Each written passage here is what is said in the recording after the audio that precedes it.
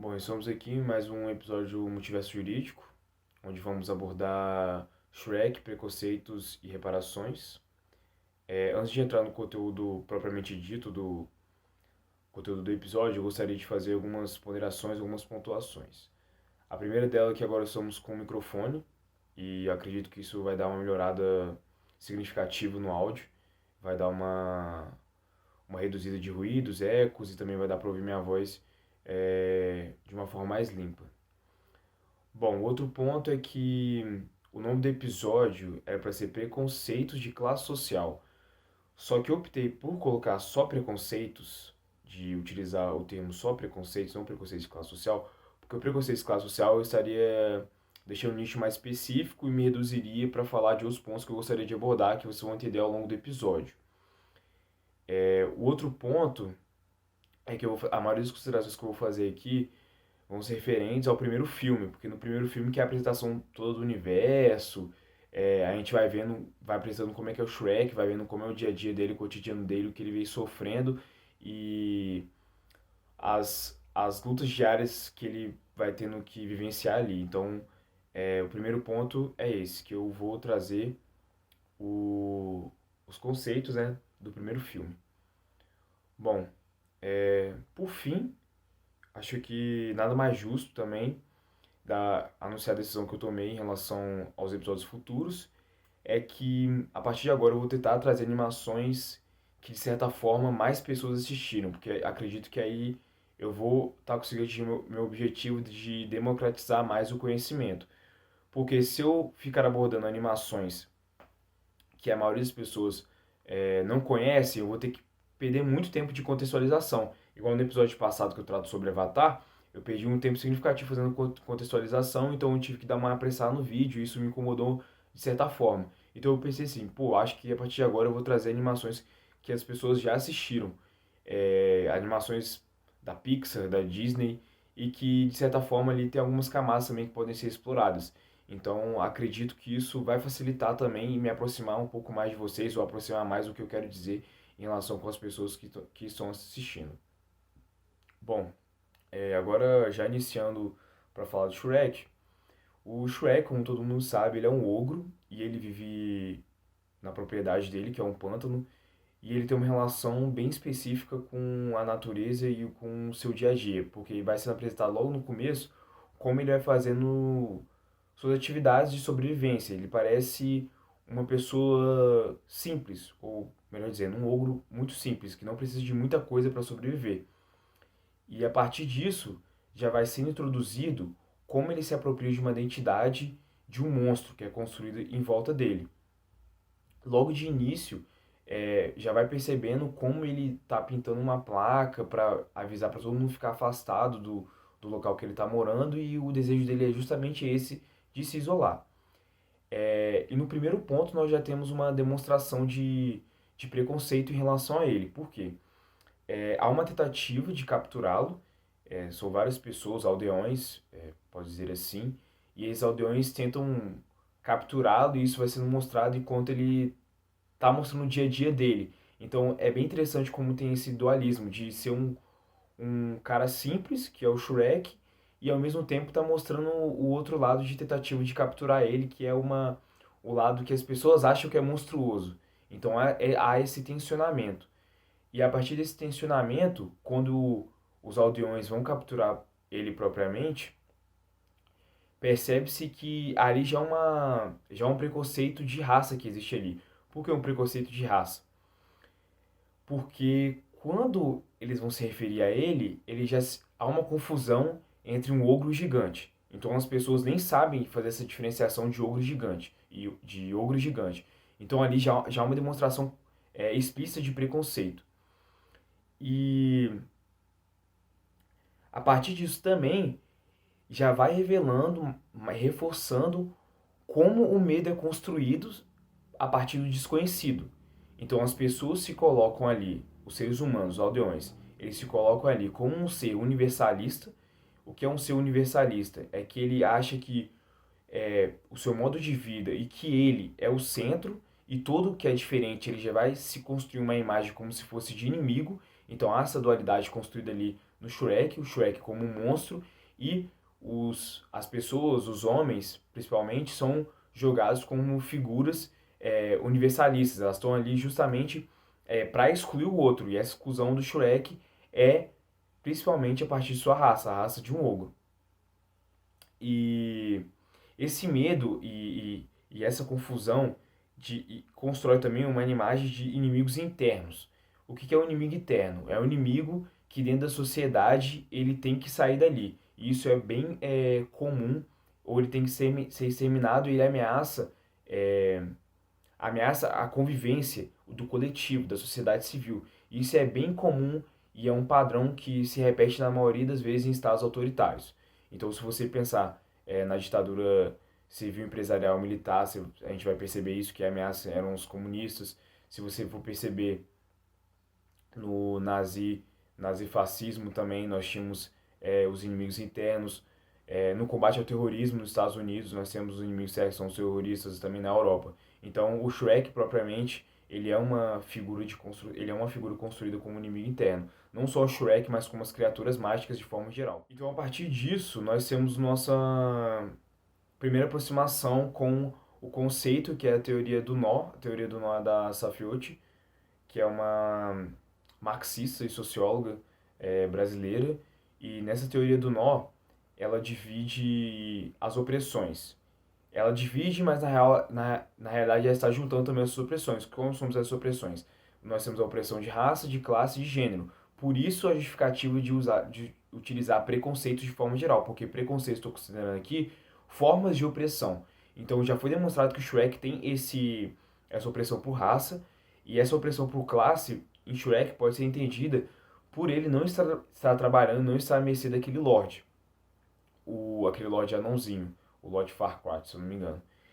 E então ali pode ser entendido, porque ele não está trabalhando para o Lorde significa que ele não pode existir de forma alguma, ele tem que trabalhar para o Lorde.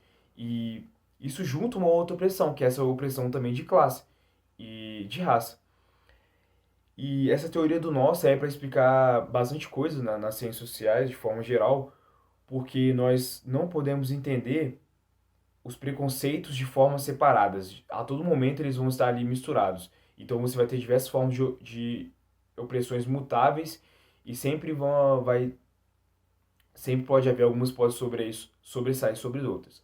É bem comum também nas ciências sociais nós temos o conceito de interseccionalidade, que é basicamente discute isso, só que não leva essa rotulação de teoria do nó, e esse conceito de interseccionalidade deriva de teorias feministas.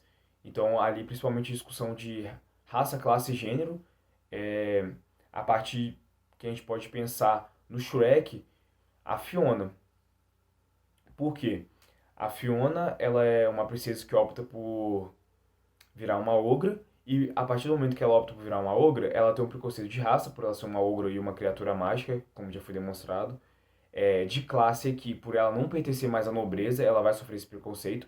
Ela escolhe viver com um aldeão, e esse aldeão é o Shrek, obviamente, e um aldeão que já é excluído pelo fator de ser ogro, e de gênero por ela ser mulher. O Shrek a todo momento ele mostra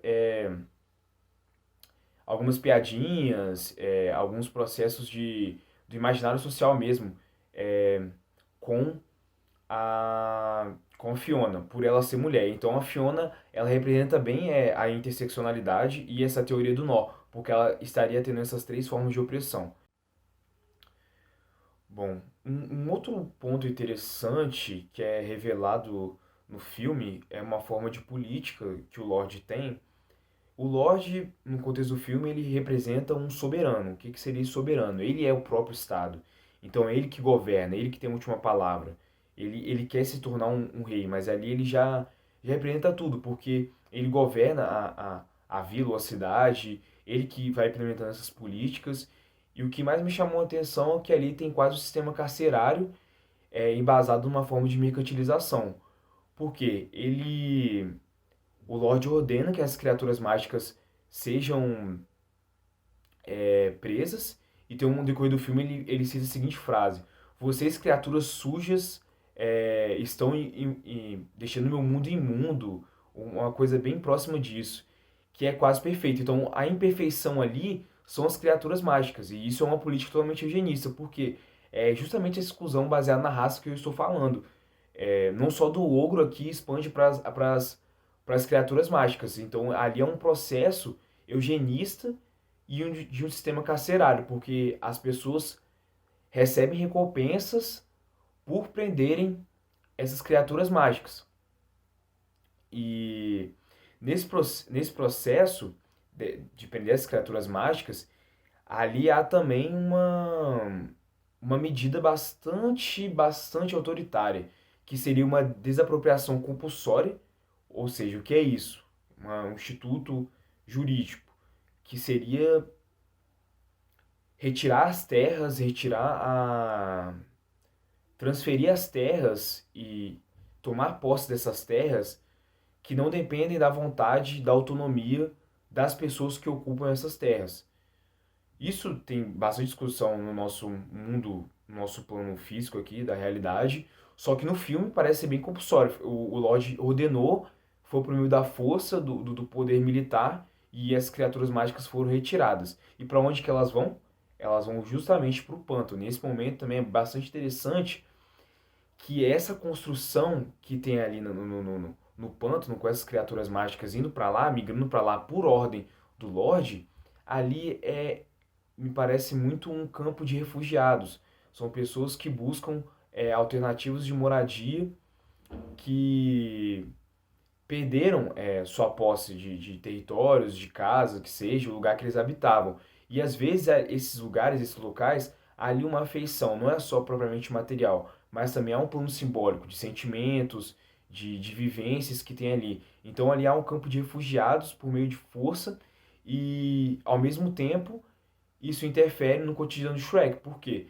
Essas criaturas são deslocadas dos locais que elas habitavam para o local do Shrek habita, e ali há uma interferência no dia a dia do Shrek. E também há uma bagunça ali, então isso irrita o Shrek de certa forma.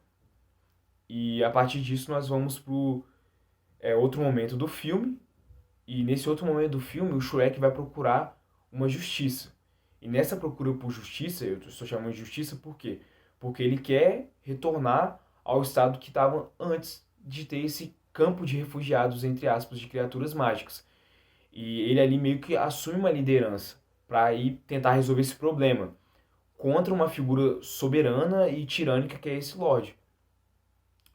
E interessante que quando ele chega no local para conversar, ele só quer estabelecer o diálogo, reforça mais uma vez essa criatura monstruosa, identidade que é construída em volta dele, que é um preconceito.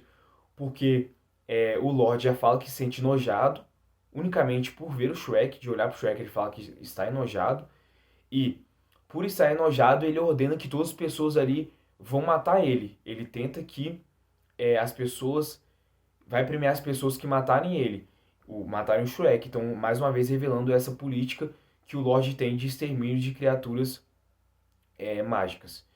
Só que ele não tem sucesso, obviamente, e por ele não ter sucesso, ele tem outra estratégia que é obrigar o Shrek a fazer uma coisa para ele, e prometendo uma reparação. Aqui a gente volta justamente àqueles conceitos da justiça de transição. Obviamente que eles não podem ser lidos de forma unicamente exclusiva, cada pilar, né, como já disse. Mas aqui nós vamos tentar fazer mais uma vez um recorte. Então, com essa promessa, ele fala a promessa, ó, você vai ter de volta o local em que você morava, o local que você habitava, e não vai ter mais esses refugiados. E essa é a única promessa, inclusive acaba o problema só do Shrek, não acaba o problema das criaturas mágicas. Mas como ele é o protagonista, a gente aceita essa narrativa muito bem. E por ele reverter isso, isso é uma promessa de reparação que o Shrek tem, mas o questionamento é, essa reparação, ela é suficiente para o Shrek? Só ter o retorno do estado anterior é suficiente para o Shrek, do tudo que ele já viveu, porque ele vai vivenciar um conflito. E nesse vivenciamento de conflito, ele vai passar por novos processos de violência, inclusive violência física, e novos processos de violência psicológica, porque a identidade dele de ogro, ele vai sofrer mais preconceitos ao decorrer disso. Então isso, e também por ele ter chegado ali quase ter sido morto e também por eu ouvir coisas que são de preconceituosas mesmo, pô, eu me nojo só de ver você. Então será que retornar ao, ao estado anterior, ter de volta o seu pântano, que já era dele, é suficiente? É uma reparação suficiente? Esse é o questionamento que, o primeiro não, mas o questionamento principal que eu me fiz, que eu me perguntei no Shrek, assistindo o Shrek. É importante lembrar também que se a gente fosse falar de exclusivamente reparações, daria para eu falar no mínimo uma hora por aí, falar de reparações, porque reparações é um dos pilares que eu acho mais complexos e fascinantes no sentido de estudar, de me aprofundar. As reparações elas podem assumir diversas formas. Elas podem ser materiais, igual eu disse, de retornar ao território do Shrek, pecuniárias, se o Shrek recebesse alguma quantidade de moedas ou algum valor monetário baseado no sistema econômico do universo do Shrek. Podem ser simbólicas, de um pedido de desculpas do Lorde publicamente. Isso não ocorre, são só exemplos que eu estou tentando aproximar aqui de reparações, possíveis reparações. Elas podem ser coletivas, no caso no filme nós não temos um tipo de reparação, pelo menos prometida, coletiva, porque na minha opinião seria para abarcar, teria que abarcar todas as criaturas mágicas, todas as criaturas que sofreram algum tipo de violação, e também elas podem assumir a forma de individual, que é o caso do Shrek, que foi só direcionado para uma pessoa.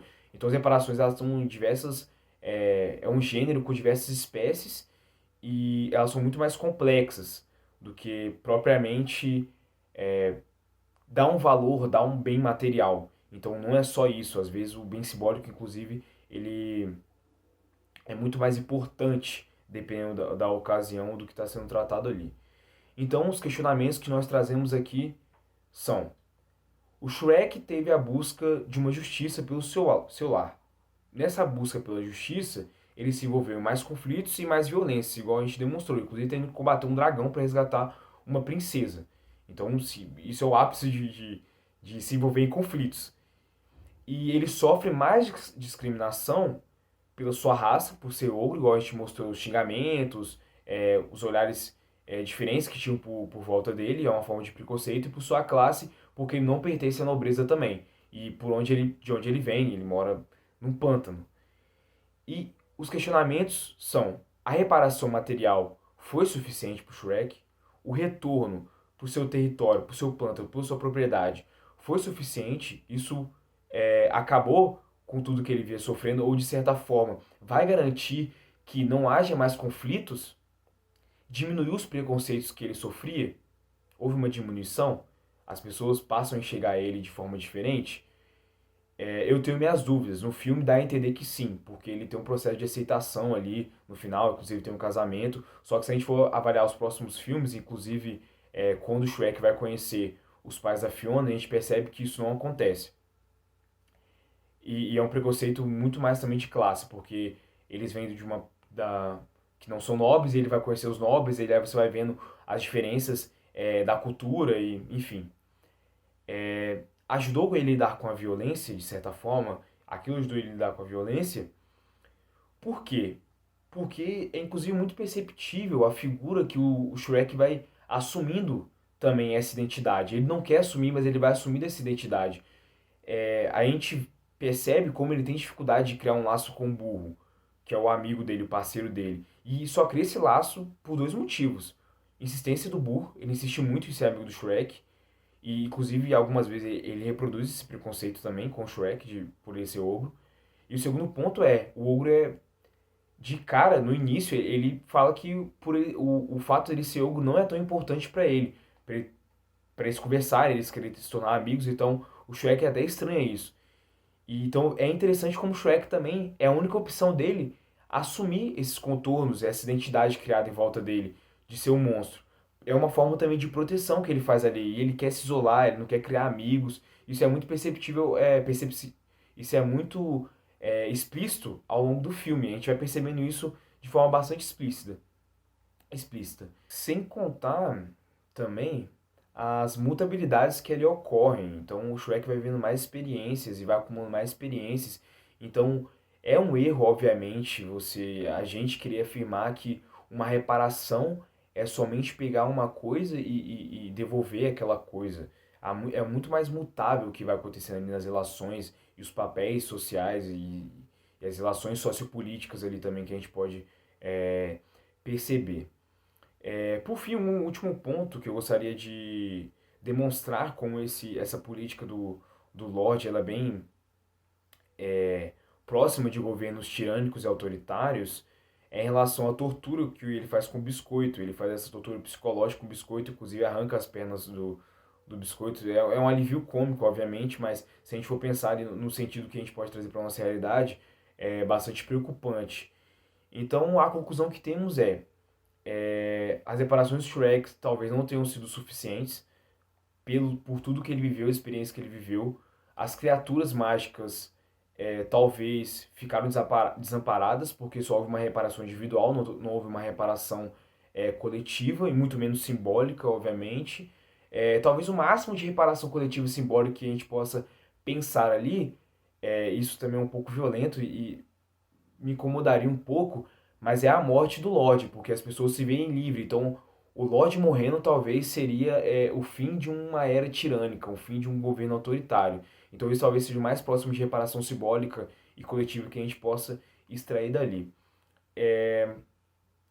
Então, concluímos que o Shrek, ele é não só o Shrek, ele fala que ele é uma figura bastante complexa, ele é um personagem bastante complexo, mas todo o universo do Shrek e desenrolar do primeiro filme é bastante complexo. E eu me arrisco a dizer que é como uma cebola, como eles afirmam também que cebola tem camadas, e o Shrek também, obviamente, tem camadas.